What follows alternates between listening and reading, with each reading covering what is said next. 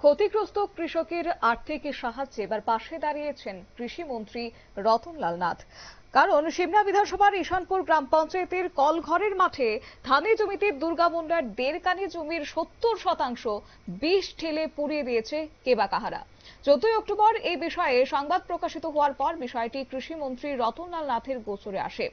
আজ 18 অক্টোবর কৃষিমন্ত্রী রতনলাল নাথ পঞ্চবটি কৃষি সেক্টর অফিসারকে সাথে নিয়ে কলঘরের মাঠ পরিদর্শন করে এবং তিনি এসে দুর্গা মুন্ডার সাথে কথা বলেন এবং কিভাবে সেটা হয়েছে তা জানার চেষ্টা করেছেন। পাশাপাশি দুর্গা মুন্ডার কাছ থেকে তিনি জানতে চান যে মোট 8,000 টাকা খরচ হয়েছে এই জমিতে।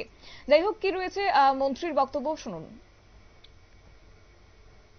পঞ্চায়েতের কলের ঘরের মাটির যে জমি রয়েছে ধানি জমি, এখানে আপনি এসে 2-3 মাস আগে ধান লাগিয়েছেন, কিন্তু এখানে এক কৃষকের জমিতে পয়জনাস কিছু দিয়ে জমির ক্ষেত জ্বালিয়ে দিয়েছে। এখন তাকে আপনি আজকে পরিদর্শনে এলেন, কৃষকের সঙ্গে কথাবার্তা বললেন, এসএ সাহেবও রয়েছে, আপনি কি প্রতিশ্রুতি দিচ্ছেন কৃষককে? দেখুন, কৃষককে আমরা ভগবান বলে মনে করি, অন্নদাতা কৃষক। তারা অনেক পরিশ্রম করে রাজ্যের মানুষের, দেশের মানুষের খাদ্য যোগান দেয়। আমি পত্রিকা থেকে দেখেছি এবং সোশ্যাল মিডিয়াতে দেখেছি, ঈশানপুর গ্রাম পঞ্চায়েতের এই জায়গাটায়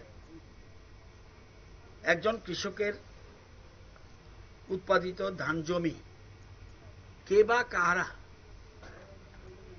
বিষ ছড়িয়ে দিয়ে 80% জায়গা ধান পুড়িয়ে দিয়েছে, অথচ প্রোডাকশন খুব ভালো ছিল। আমি কিছুদিন আগে এসে এখানে এর পাশে একটা জমিতে ধান লাগিয়ে গিয়েছিলাম।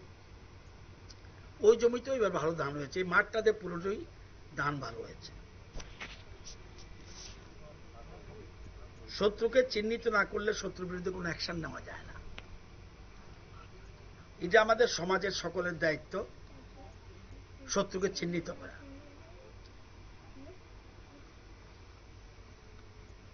আমাদের সরকারের তরফ থেকে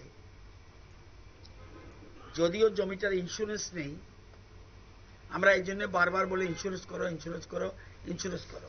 এবং ইন্স্যুরেন্স করতে যে টাকা লাগে, মাত্র 1 কানির জমির জন্য কৃষককে দিতে হয় 10 টাকা, আর বাকি টাকা সবটা আমরা দিই।